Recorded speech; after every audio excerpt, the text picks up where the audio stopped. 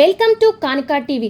రోజు రోజుకు పెరుగుతున్న యాత్రికుల రద్దీని దృష్టిలో పెట్టుకుని తిరుపతిలో అత్యాధునిక బస్ స్టేషన్ నిర్మించాలని, అన్ని సౌకర్యాలతో ఆకట్టుకునేలా ఉండాలని ముఖ్యమంత్రి నారా చంద్రబాబు నాయుడు అధికారులను ఆదేశించారు.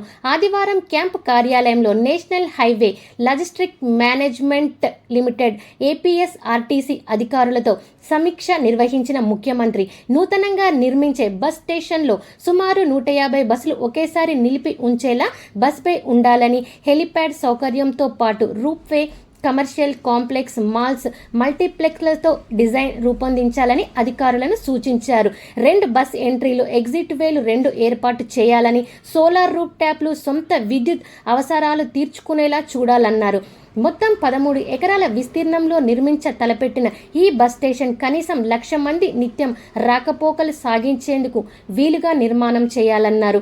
భవిష్యత్తులో అన్ని ఎలక్ట్రికల్ బస్సులే నడపనున్న నేపథ్యంలో ప్రతి బస్కు ఛార్జింగ్ సౌకర్యం ఏర్పాటు చేయాలని ముఖ్యమంత్రి చెప్పారు. దీనికి సంబంధించి మొత్తం 5 మోడల్స్ను ముఖ్యమంత్రి పరిశీలించారు. వాటిని మరింత అభివృద్ధి చేయాలన్నారు.